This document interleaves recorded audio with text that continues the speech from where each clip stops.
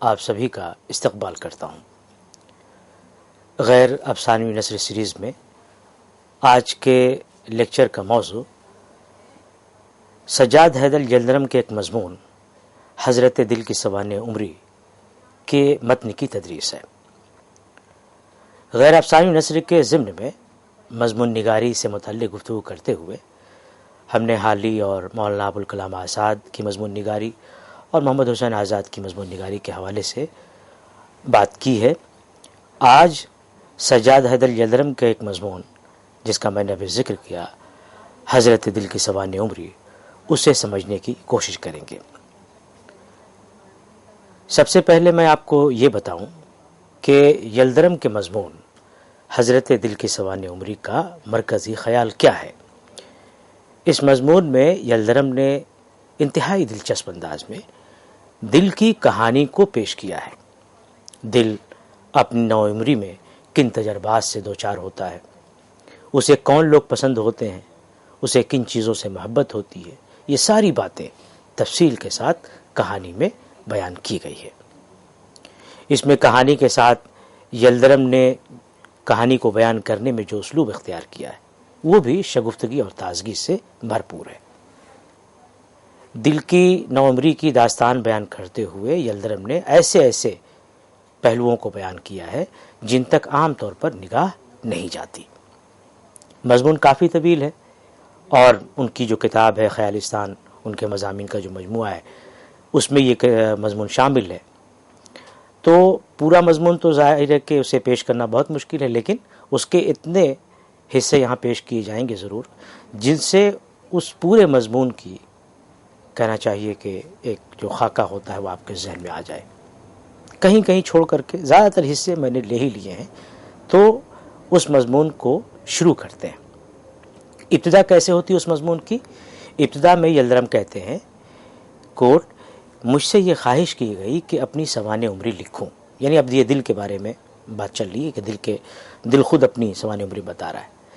اس میں شک نہیں کہ میرے حالات فائدے سے خالی نہ ہوں گے، لیکن مشکل یہ ہے کہ میرے سوانح، میری کیفیات، میری زندگی کی صعوبات یعنی کہ مشکلات لوگوں کو یا تو یقین نہ آئیں گے یا سمجھ میں نہ آئیں گی۔ مثلا ایک چھوٹی سی بات لیجئے، میں اثر پذیر بہت ہوں۔ خدا نے بے شمار مخلوق پیدا کی ہے اور اس بے شمار مخلوق میں ایک ناچیز مختصر چھوٹی سی شے ہوں، لیکن میں دعوے سے کہہ سکتا ہوں، اور یہ حکایت امر واقعی ہے، یعنی کچھ فخر نہیں۔ تو آپ یہ دیکھیں کہ مضمون بیان کرتے کرتے وہ شگفتگی اور تازگی کا پہلو جو میں ابھی کہہ رہا تھا آپ سے، اس کا بھی آپ کو اس میں شائبہ ملتا جائے گا۔ اس تمام مخلوق میں کوئی مخلوق ایسی نہیں جو میری برابر متاثر ہوتی ہو، اسے کون یقین کرے گا؟ پھر میں ہر چھوٹی بڑی چیز سے متاثر ہوتا ہوں، نئی، پرانی، قدرتی، مصنوعی، ظاہری، باطنی، صوری، معنوی، جاندار، بے جان، غرضے کہ کوئی چیز ہو مجھ پر اثر کرنے کے لیے کافی ہے۔ لیکن آپ سے سچ کہوں اور سچ ہی کہوں گا، یا تو سوانح عمری لکھوں گا یا نہیں لکھوں گا، تو سچائی سے منحرف نہ ہوں گا۔ کوئی چیز مجھ پر اتنا اثر نہیں کرتی جتنا، میں کیسے کہوں، آپ شبہ کریں گے، جتنا کہ حسن۔ میری بساط مٹھی بھر کی بھی تو نہیں، لیکن حسین چیز دیکھی اور بےتاب ہو گیا۔ باس اچھلنے لگتا ہوں، دھڑکنے لگتا ہوں۔ میں کسی سینے میں ہوں اور وہ سینہ کسی لباس میں ہو، عبائے تقوی و زہد میں، جامہ رندی و خراباتی میں، عالم و ادیب کے چغے میں یا رئیس کے زردوز لبادے میں۔ غرض میں کہیں چھپا ہوں، وہ چیز جسے حسن کہتے ہیں میرے سامنے ہوئی اور میں از خود رفتہ ہو گیا۔ از خود رفتہ ہو گیا یعنی کہ خود سے بے قابو ہو جانا، خود سے چلا جانا۔ رفتن سے رفتہ ہے یعنی چلا گیا، از خود سے یعنی بے خود ہو جاتا ہوں۔ مضمون میں آگے ایک اور بات کا ذکر ہے کہ دل ہمیشہ سے پریشانی اور درد میں رہا ہے، درد جیسے اس کا مقدر ہے، اور یہ درد اس کے نصیب میں کیوں ہے؟ وہ کہتے ہیں کہ وہ متحسس ہے، متحسس ہے یعنی کہ احساس کرنے والا ہے۔ اب آگے مضمون نے بیان کیا ہے کہ کن کن باتوں سے ان کا دل، وہ جو دل ہے، دل کی کہانی بیان کر رہے ہیں کہ وہ کن کن باتوں سے متاثر ہوتا ہے۔ اس سلسلے میں بہت ساری باتیں بیان کی انہوں نے، جیسے ماں کا ذکر کیا ہے، شمع کا ذکر کیا ہے، چاند کا، پھول کا، لڑکی کا، باقی چیزوں کا بھی ذکر کیا ہے۔ تو سب سے پہلی چیز کیا ہے؟ سب سے پہلی حسین چیز جو مجھے یاد ہے اور جس کا خیال اب تک مجھ پر اثر کرتا ہے، وہ شفقت و رقت، روحانیت و انسانیت کی دیوی ہے جسے ماں کہتے ہیں۔ معاف کیجئے گا، میں اب کچھ لکھ نہیں سکتا۔ اس لفظ کے آتے ہی میں دھڑکنے لگا، دھڑک لوں تو کچھ لکھوں۔ کہتے ہیں حسن میں نے سینکڑوں دیکھے ہیں اور سب میں کشش پائی ہے، لیکن جتنی کشش اس حسین اور نرم شے میں دیکھی کسی میں نہ دیکھی۔ قدرت کی یہ سب سے نرم اور شفیق چیز مجھے بہت ہی پیاری معلوم ہوتی تھی، اور اکثر ایسا ہوا کہ میں اس کے پیارے چہرے کو دیکھنے کے لیے رویا ہوں اور مجھے گود میں اٹھا لیا گیا ہے، اور یہ خیال کر کے کہ میں بھوکا ہوں مجھے دودھ پلایا گیا ہے، حالانکہ اس کی بالکل ضرورت نہ تھی۔ تو اب یہ دیکھیے شگفتگی جو ہے ایک یعنی کہ بالکل بچپن کی جو بات ہے، بچپن میں جو دل جس طرح سے سوچ سکتا ہے، اس کی وہ ایک سوانح عمری لکھ رہے ہیں یلدرم، اور کتنا خوبصورت انداز ہے۔ میں بس اس کو دیکھنے، گھنٹوں اس فرحت بخش، طمانینت بخش، محبت پاش، الفت انگیز چہرے کو، اس چہرے کو جو عالم لاہوتی کی صورتوں کی جنہیں میں ابھی چھوڑ کے آیا تھا یاد دلاتا تھا، دیکھنے کا خواہش مند تھا۔ کبھی میں اس نے حسین شے کے سینے سے لپٹنے کی خواہش کرتا تھا، لیکن کہہ نہیں سکتا تھا، صرف ہمکتا تھا۔ بچہ ہمکتا ہے جس طرح سے، اب دیکھیے کہ بالکل وہ ایک جو دل ہے وہ غیر مری چیز ہے، لیکن اس کو اس تصور کو مری بنا کر کے پیش کر رہے ہیں، اور بچے کے حوالے سے وہ کر رہے ہیں۔ اور وہ حسن کی دیوی، وہ شفقت اور روحانیت کی پری، خدا ہی جانتا ہے کہ میری خواہش کو کس طرح سمجھ لیتی تھی اور مجھے سینے سے لگا لیتی تھی، اور اس وقت وہ خوشی محسوس کرتا تھا جو دنیا کی تمام خوشیوں سے بالاتر ہے۔ میں جب اس کے سینے سے لگتا تھا تو مجھے معلوم ہوتا تھا، اور یہ معلوم ہو کہ مجھے کیسی خوشی ہوتی تھی۔ میں اس کے سینے میں بھی دھڑک رہا ہوں، وہاں بھی تڑپ رہا ہوں، یعنی اس بات کے احساس سے۔ ماں کے بعد جس چیز کا انہوں نے بیان کیا، کہا کہ جو سب سے زیادہ چیز جس ماں کے بعد جس چیز نے متاثر کیا، جس حسن نے متاثر کیا، وہ شمع تھی۔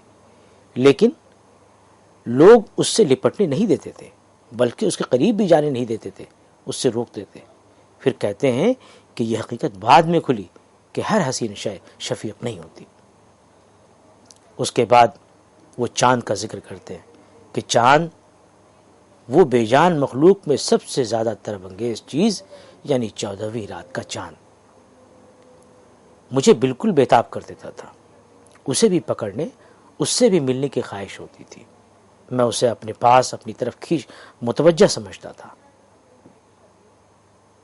سب کہتے تھے کہ دیکھو دیکھو کیسا ٹکٹکی باندھ کر دیکھ رہا ہے، آنکھ میں بھی نہیں جھپکتی۔ دیکھتے کہ کھلکھلا کر ہنس پڑتا تھا، کیونکہ اسے میں اپنی طرف مائل پاتا تھا اور پھر اسے پکڑنے کے لیے ہاتھ بڑھاتا تھا، مگر چاند دور تھا۔ حسن دھوکہ بھی دیتا ہے۔ بس یہ زمانہ میری خوشی کا زمانہ تھا۔ میں حسینوں سے گھرا رہتا تھا، ہوا میں پریاں میرے پاس آیا کرتی تھیں اور مجھ سے باتیں کیا کرتی تھیں اور لطیفے کہہ کر مجھے ہنساتی تھیں۔ فرشتے ایک زرعی سیڑھی پر آسمان سے اتر کر میرے پاس آتے تھے۔ زرعی سیڑھی میں سونے کی سیڑھی، ملمہ کی ہوئی، جو تلائی کی ہوئی سیڑھی تھی۔ سیڑھی پر سے چڑھنے اور اترنے کا تاتا بندھا رہتا تھا، اور میں انہیں دیکھا کرتا تھا۔ گھر میں حسین، پاکیزہ اور باعصمت عورتیں مجھے گھیرے میں رکھتی تھی۔ میں جس گود میں رہتا تھا، جاتا تھا اور خوشی خوشی قبول کیا جاتا تھا۔ جس کے گالوں پر چاہتا تھا ہاتھ پھیرتا اور سب ہنستے تھے، جس کا چاہا بوسہ لیتا اور سب مجھے چومتے تھے۔ تو یہ بیان جب ختم ہوتا ہے چاند کا بیان، اس کے بعد جو ہے چاند کے بیان کے بعد جو بیان ہوا کہ وہ خوشی کا زمانہ تھا ان کے، تتلیوں کا ذکر کرتے ہیں کہ تتلیاں ان کو متوجہ کرتی ہیں، لیکن جب انہیں وہ چھونے جاتے ہیں، آگے بڑھتے ہیں تو وہ اڑ جاتی ہیں۔ اس سے وہ یہ نتیجہ اخذ کرتے ہیں کہ حسن کی بے اتنائی سامنے آتی ہے۔ ایک دن ایک پاک سفید و براق کبوتر میرے ہاتھ آ گیا، میں فرط محبت سے اسے بھیجتا تھا، اسے چومتا تھا، لیکن وہ پھڑپڑا کے اور میرے ہاتھوں سے اپنے تئیں چھوڑا کے اڑ گیا۔ حسن قدر ناشناس ہے۔ اب آگے بیان کرتے ہیں، ان چیزوں کے بیان کے بعد کہا جاتا ہے کہ میں رئیس اعضاء ہوں، یعنی جتنے اعضاء و جوارے ہیں بدن میں، جسم میں، اس کا سب سردار ہوں، خاک بھی نہیں۔ یعنی کہتے ہیں رئیس اعضاء ہوں، خاک بھی نہیں، بالکل بکواس بات ہے۔ اگر میں رئیس اعضاء ہوں تو مثالاً میں جب اس حسن کی دیوی کو دیکھ کر غش ہو جاتا ہوں اور حکم کرتا ہوں کہ چلو اس کی پرستش کریں، اس کے قدموں پر اپنے تئیں ڈال دیں، کیا ہوتا ہے؟ میری ریاست دھری رہ جاتی ہے، رئیس اعضاء کی کوئی نہیں سنتا۔ دماغ، اب اس کے بعد بریکٹ میں وہ مشیر با تدبیر جن سے خدا سمجھے، جنہیں مصلحت نہیں، بری بات ہے کہ سوا اور کچھ نہیں آتا، فرمانے لگتے ہیں، کیا کہتے ہیں؟ بری بات ہے، عیب کی بات ہے، لوگ کیا کہیں گے، مانا کہ تم بڑے ہو، خیالات سے پاک ہو، لیکن دنیا پر کیسے ثابت کرو گے؟ پاؤں ضمیر پر گڑ جاتے ہیں، میں وہیں پس جاتا ہوں، پس کے اور غصے میں خوں ہو کر کے رہ جاتا ہوں۔ تو گویا ایک طرح سے رئیس اعضاء ہوں، لیکن میری چلتی نہیں ہے، میری بات کوئی سنتا نہیں ہے۔ ابتدائے آفرینش عالم سے اب تک لاتعداد تجربے میں نے کیے اور بے شمار اشخاص سے پالا پڑا، کسی کو دوست پایا، کسی کو دشمن، کسی کو اپنی طرف سے بے پرواہ پایا۔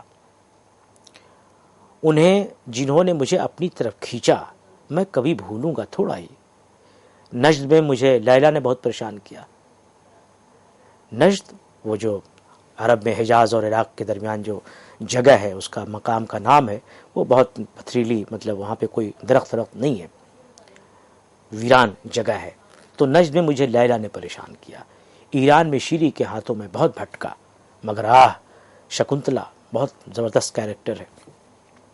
شکنتلا وہ مجھ پر مہربان تھی، لیکن وہ ادھیلن تو بے پرواہ تھی، اور کسی بے پرواہ کے لاکھوں، اور کیسی بے پرواہ کے لاکھوں خلق خدا کو وہ خون کرا گئی تھی۔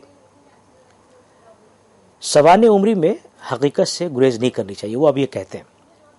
حقیقت یہ ہے کہ بعض کو میں نے بھی تباہ کر دیا، جو ناچ چاہا انہیں نچایا۔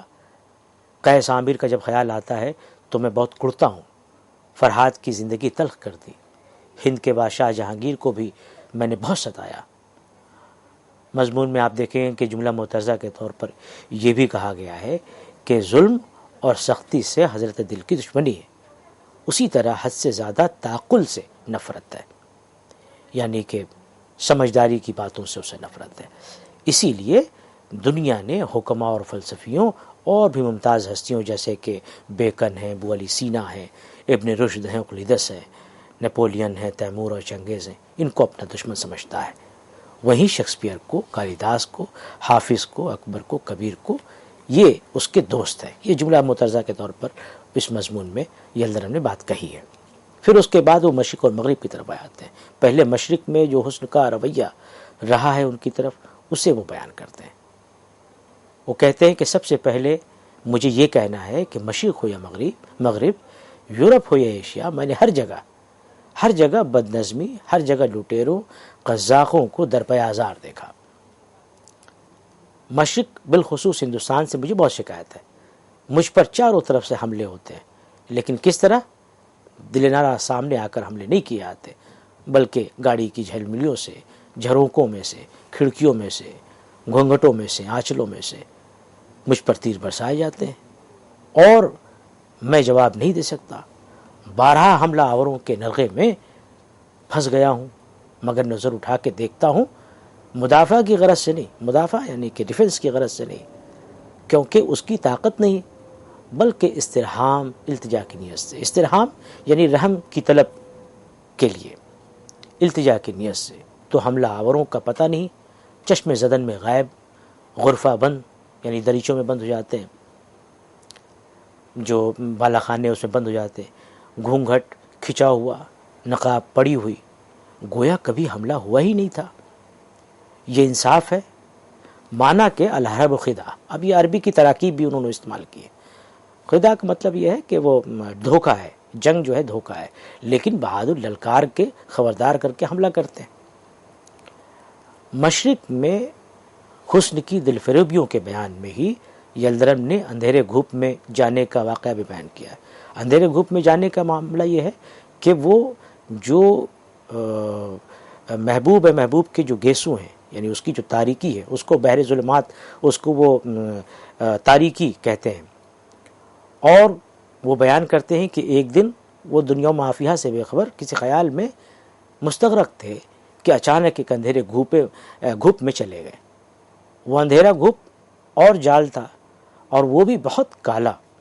अंधेरे से निकलने की कोशिश कामयाब नहीं होती, इसलिए चारों नाचार पड़ा रहता हूँ। वहाँ क्या देखते हैं कि वहाँ सिर्फ अकेले वही नहीं है, बल्कि और भी दिल उसी तरह से फंसे हुए वहाँ पर। और वहाँ से वो जब सबके सामने तजवीज़ पेश करते हैं कि यहाँ से निकलने की तदबीर करनी चाहिए, तो इस तजवीज़ की हर तरफ से मुखालफत होती है। उन्हें ये लगता है कि जैसे ये तजवीज़ पेश करेंगे सब लोग खुश हो जाएंगे। वो सब उन्हें बुरा भला कहने लगते हैं, उन्हें लान तान करने लगते हैं कि तुम्हें क्या ज़रूरत थी, किसने कहा था तुम यहाँ आओ, कि तुम यहाँ आए और ख़ुद से नासे बन करके हमें नसीहत करने लगे। अच्छा, तो तुम्हारा ये इरादा है कि तुम हम सबको निकाल करके यहाँ अकेले रहना चाहते हो।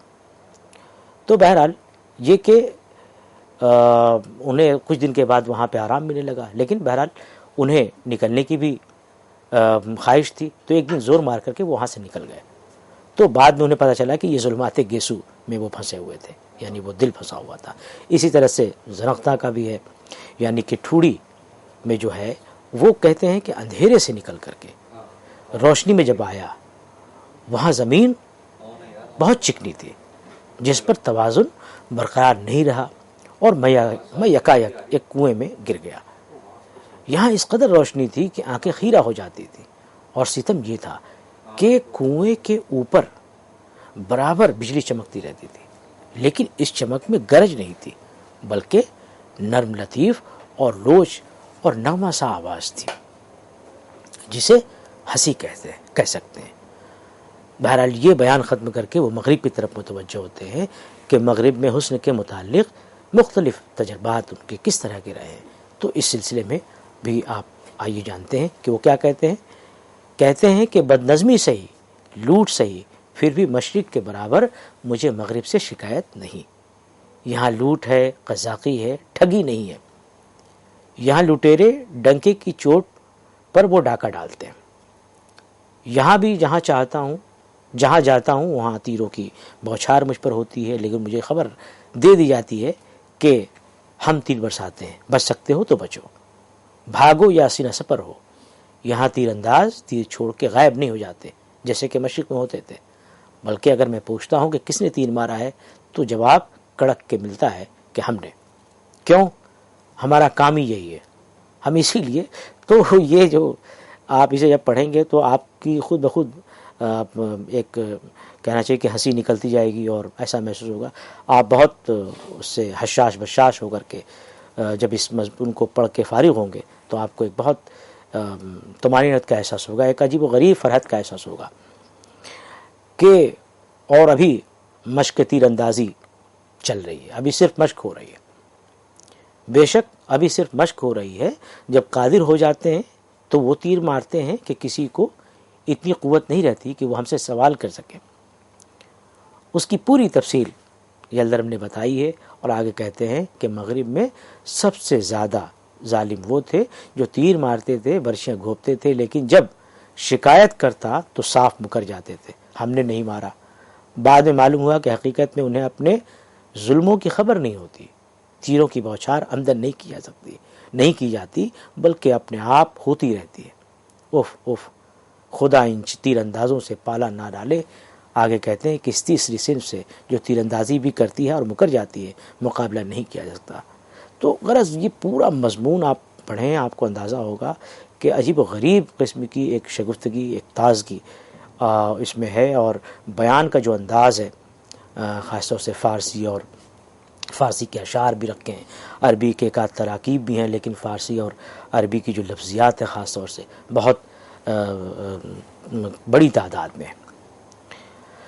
مغرب کیا ساری دنیا میں قدیم اہل یونان سے بہت خوش ہوں، انہیں تعقل اور خدا اس لفظ کو دنیا سے اٹھا دے، یہ بریکٹ میں ہے، اور حکمت پر بہت توجہ دی، لیکن میری غذا، اس کے بعد بریکٹ میں کہتے ہیں حسن، پر وہ اس سے زیادہ متوجہ ہوئے، یعنی کہ عقل اور حکمت سے زیادہ انہوں نے حسن پر توجہ دی۔ وینس وہیں نکلی، وہ اندھا مگر نٹکھٹ شریر لڑکا کیوپڈ، جو ایک ہاتھ میں تیر اور دوسرے ہاتھ میں کمان لیے اور کندھوں پر لگائے اڑتا پھرتا وہیں پیدا ہوئے۔ وہ مجھے زخمی کرتا تھا لیکن میں خوش ہوتا تھا، کیونکہ میرے مد مقابل قزاقوں کو بھی وہ نہیں چھوڑتا تھا۔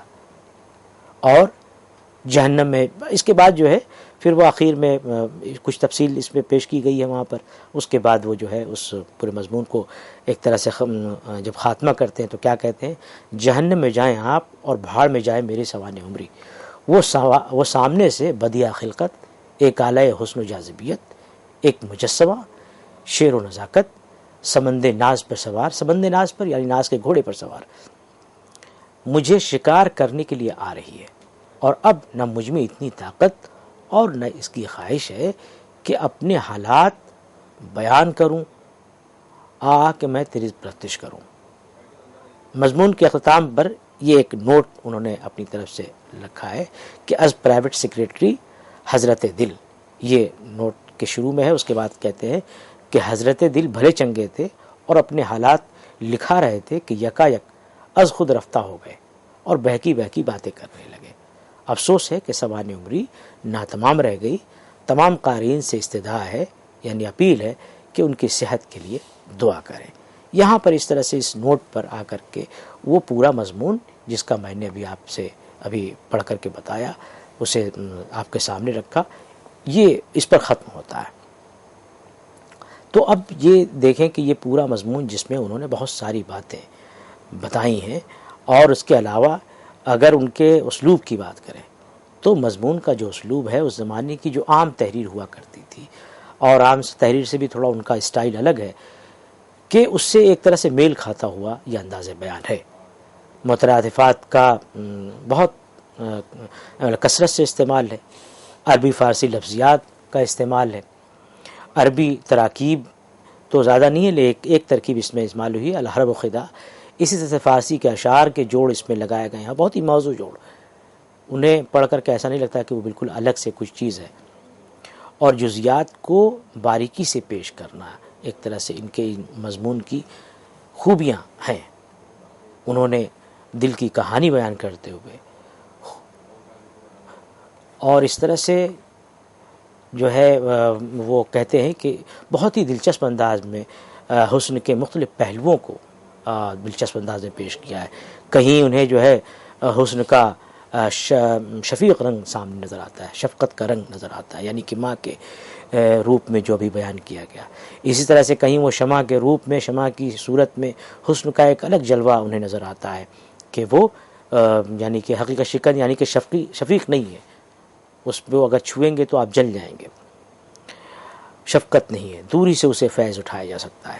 کہیں چاند کی شکل میں دوری کی وجہ سے فریب کا احساس ہوتا ہے، دھوکے کا احساس ہوتا ہے، تو کہیں تتلیوں کے روپ میں حسن کی بے اتنائی بھی کہ جب انہیں چھونے جاتے ہیں تو وہ اڑ جاتی ہیں، تو گویا ایک طرح سے حسن بے پرواہ کی باتیں بھی ان کو نظر آتی ہیں، تو وہ اس کا نظارہ کرتے ہیں۔ کہیں معصوم بچپن میں لڑکی کے ساتھ کھیلتے ہوئے، بچوں کے ساتھ، اپنی ہم عمر لڑکیوں کے ساتھ کھیلتے ہوئے انہیں اس کا احساس ہوتا ہے کہ حسن مغرور ہوتا ہے، اور پھول کی شکل میں انہیں ایسے حسن سے سابقہ پڑتا ہے جو نخرے نہیں کرتا، بلکہ وہ خود اسے ستاتے ہیں، توڑتے ہیں، وہ انہیں نہیں توڑتا، وہ بغیر چو چرا کے ان کے ہاتھ میں آ جاتا ہے۔ اس کے علاوہ یہ بھی بتایا کہ دل جو ہے وہ رئیس اعضا ہونے کے باوجود اس کی کوئی بات نہیں سنتا، سارے اعضا اس کے مخالف ہو جاتے ہیں، دماغ اس پر حاوی ہو جاتا ہے۔ پھر مشرق و مغرب میں اس کے جو مختلف تجربات یلدرم کے ہیں، یلدرم نے ان تجربات کو حضرت دل کی سوانح عمری کے حوالے سے بہت ہی خوبی سے پیش کیا ہے۔ یہ جو پورا بیان ہے اس سے آپ کو دو تین چیزیں معلوم ہوئی. ایک تو یہ کہ یلدرم ایسے افسانہ نگار ہیں، ایسے مضمون نگار ہیں جن کے ہاں بہت شگفتگی ہے، سوچنے کا ایک نیا زاویہ ہے. حضرت دل کی سوانح عمری ایک ایسا موضوع ہے جو عام طور پر لوگوں کے ذہن میں نہیں آئے گا، لیکن ان کی نظر وہاں تک گئی، اور اس نظر کے جانے تک کا سوال نہیں ہے، بلکہ یہ ہے کہ اس میں جو باتیں پیدا کی انہوں نے، جو پہلو نکالے، یعنی اب دیکھیے کہ ماں سے شفقت کا معاملہ سامنے لا رہے ہیں، اسی طرح سے شمع کی طرف وہ لپکنے کو، شمع کی طرف جو کھچاؤ ہے اس کو وہ کس طرح سے بیان کر رہے ہیں. چاند کی طرف کھچاؤ ہے، تتلیوں کی طرف جو ان کا کھچاؤ ہے، مشرق میں جو دیکھتے ہیں، مغرب میں جو دیکھتے ہیں حسن کے تئیں. تو اس دل پر جو کہانی جو باتیں آئی ہیں ان کو انہوں نے بہت سلیقے سے بیان کیا ہے. دوسری چیز یہ کہ انداز بیان میں شگفتگی بہت ہے کہ بالکل آپ کو فرحت کا احساس ہوگا، آپ کہیں بھی بوجھل پن محسوس نہیں کریں گے، اور تازگی بھی ہے. تازگی کیوں ہے؟ کیونکہ وہ الگ سے الگ پہلو پیدا کرتے ہیں. اسلوب تو شگفتہ ہے، اور اس کے علاوہ جب وہ نئے نئے پہلو پیدا کرتے ہیں تو آپ کو جو ایک یکسانیت کی فضا ہوتی ہے اس سے آپ کو آزادی ملتی ہے. تو اس مضمون میں ساری چیزیں آپ کو نظر آئیں گی کہ باتوں کو بہت مربوط انداز میں انہوں نے پیش کیا ہے، اور مختلف پہلوؤں کو، ان ساری چیزوں کو بہت سلیقے سے بیان کیا ہے. تو میں سمجھتا ہوں کہ حضرت دل کی سوانح عمری جو سجاد حیدر یلدرم کا مضمون ہے، وہ آپ کو جو آج اس کا یہاں پر بیان ہوا، وہ بیان آپ کو پسند آیا ہوگا، اور اس سے آپ کو اس مضمون کو سمجھنے میں بہت مدد ملی ہوگی. بہت بہت شکریہ.